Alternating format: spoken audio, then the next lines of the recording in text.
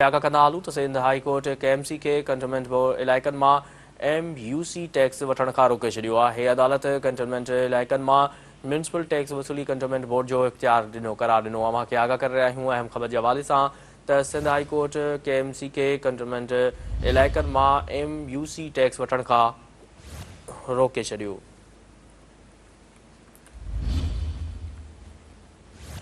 अदालत कंटोनमेंट इलाइक़नि मां म्यूनिसिपल टैक्स वसूली कंटोनमेंट बोर्ड जो इख्तियार करार ॾिनो। अहम ख़बर खां अव्हां खे आगाह कंदा हलूं त सिंध हाई कोर्ट KMC खे कंटोनमेंट इलाइक़नि मां MUC टैक्स वठण खां रोके छॾियो आहे।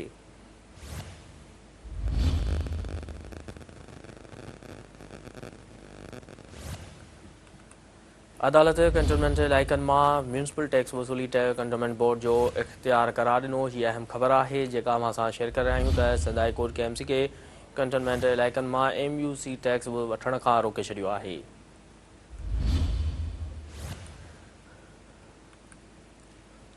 वधीक तफ़सील मालूम कंदासीं। टेलीफोन ते मौजूदु आहे कराची खां Sindh TV news reporter Sikandar Bhutto.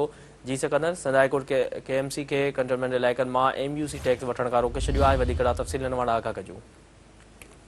Haji Abdul Qayyum cantonment board Malir के रहवासियों जो KMC पारां बिजली के बिलन में म्यूनिसिपल टैक्स वसूल करण वारो मामलो है।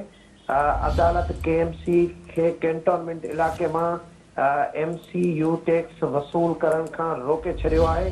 अदालत कैंटोनमेंट बोर्ड में म्यूनिसिपल टैक्स वसूल करण के कैंटोनमेंट बोर्ड जो अख्तियार करार दिनो।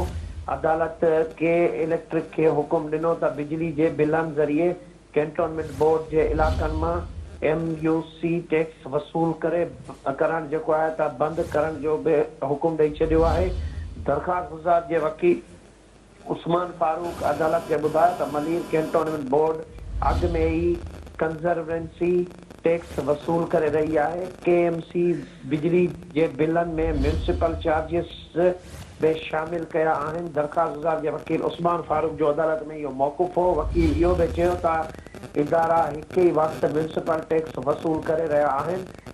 वकील उस्मान फारूक यो चयो त KMC कैंटोनमेंट इलाक़नि में म्यूनिसिपल टैक्स वसूल नथो करे सके। वकील दरखास्त गुज़ार उस्मान फारूक जो यो भी अदालत में चवण हो त कैंटोनमेंट बोर्ड KMC का वधिक टैक्स वसूल करे रहियो आहे। वकील चयो त KMC के इलेक्ट्रिक कैंटोनमेंट इलाक़नि में म्यूनिसिपल टैक्स वसूल करण घुर्जे। जॾहिं त दरखास्त गुज़ार के वकील चयो त कैंटोनमेंट बोर्ड के KMC के बराबर टैक्स कटौती करण जो भी हुक्म दिनो वञे।